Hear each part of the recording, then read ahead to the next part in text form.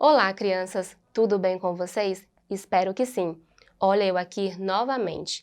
Na aula de hoje, nós iremos falar sobre paragrafação. E antes disso, nós vamos à leitura de um texto. Observe. A Assembleia dos Ratos. Um gato de nome Farofino deu de fazer tal destroço na rataria de uma casa velha que os sobreviventes, sem ânimo de sair das tocas, estavam a ponto de morrer de fome. Tornando-se muito sério o caso, resolveram reunir-se em assembleia para estudo da questão. Aguardaram para isso certa noite, em que Farofino andava aos miados pelo telhado, fazendo sonetos à lua. Acho, disse um deles, que no meio de nos defendermos de Farofino, é lhe atarmos um guizo ao pescoço. Assim que ele se aproxime, o guizo denuncia. E pomo-nos a fresco a tempo. Palmas e bravos saudaram a luminosa ideia. O projeto foi aprovado com delírio. Só votou contra um rato casmurro, que pediu a palavra e disse: está tudo muito direito, mas quem vai amarrar o guizo no pescoço de Farofino? Silêncio geral. Um desculpou-se por não saber dar nó, outro porque não era tolo, todos porque não tinham coragem. E a assembleia dissolveu-se no meio de geral consternação. Dizer é fácil, fazer é que são elas. Crianças, nós estamos aqui diante de uma fábula. Esses textos narrativos, no caso desta fábula, ele traz a história de animais falantes e também no final traz o ensinamento para o leitor. A partir disso, nós vamos perceber também que este texto, assim como as narrativas, elas são estruturadas em forma de prosa, ou seja, em parágrafos. E sabermos a marcação dos parágrafos é muito importante para que também possamos entender um texto. Agora nós vamos ver um conceito a respeito de parágrafo e paragrafação. Observe o conceito. Parágrafo é a união de um grupo de frases dentro de um texto, que é responsável por apresentar a ideia geral do autor, ou um pensamento ou uma opinião específica. A formação correta de um parágrafo é de extrema importância para a compreensão do texto. A paragrafação é a ação de construir parágrafos. Isto mesmo.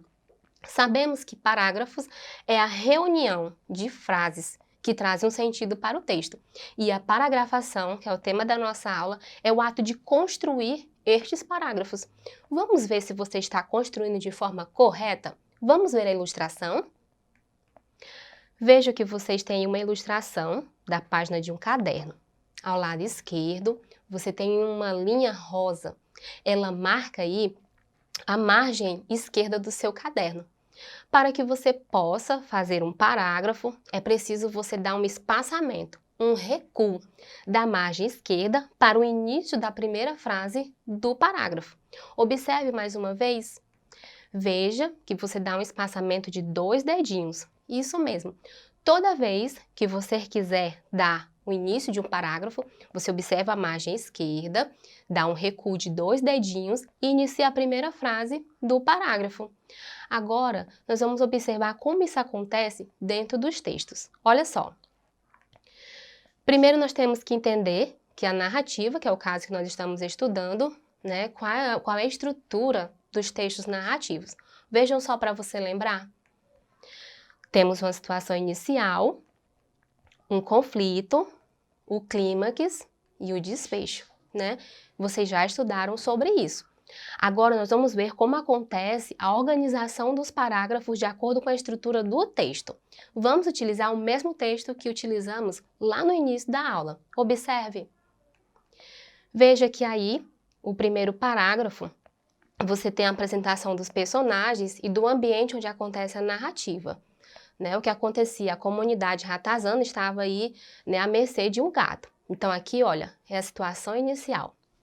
Depois, nesses 3 parágrafos próximos, nós temos aquilo que chamamos de conflito, ou seja, é o problema da narrativa.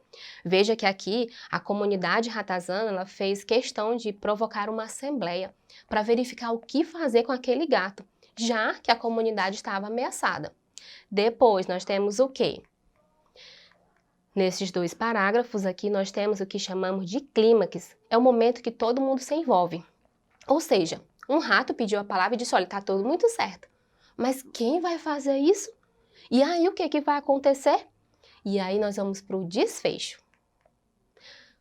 Estes parágrafos aqui, eles indicam a situação final. Agora, vamos observar a estrutura dessa narrativa ligada aos parágrafos. Observe. Veja que no primeiro parágrafo nós temos aqui a situação inicial, depois temos o conflito. Veja que neste conflito aqui nós temos 3 parágrafos. O primeiro, onde temos a fala do narrador.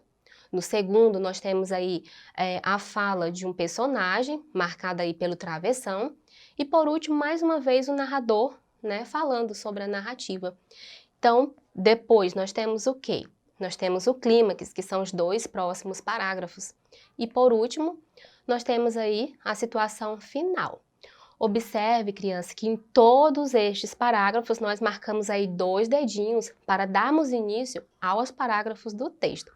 Observe que não há uma quantidade determinada para que possamos dizer onde está a situação inicial, onde está o conflito, o clímax. Não, nós temos que entender isso pelas ideias apresentadas nos parágrafos.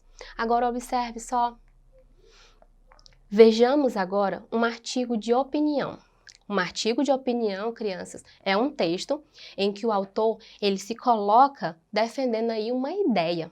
Vamos ver a estrutura deste texto, que também é um texto em prosa, para que possamos observar aí a questão das quantidades de parágrafos ou as ideias apresentadas por cada um deles. Observe. Veja que nós temos primeiro os tópicos concernentes ao artigo de opinião. A introdução, o desenvolvimento e a conclusão. E nós temos aí o próprio texto. Vejamos. BR-364, desenvolvimento ou preservação? O acreano é conhecido por trocar o desenvolvimento pela preservação da floresta. Em Cruzeiro do Sul, lugar onde vivo, também não é diferente. Minha terra natal é a segunda cidade acreana mais populosa. O município está localizado no Vale do Juruá, muito distante da capital, Rio Branco. Há 20 anos surgiu o desafio de integrar todo o Acre através da BR-364. Há investimentos do governo federal para a pavimentação da rodovia, o que vem causando divergências de opiniões não só na cidade, mas em todo o estado. Pequena parte da população se posiciona contra, argumentando que a construção da rodovia causará sérios danos à natureza.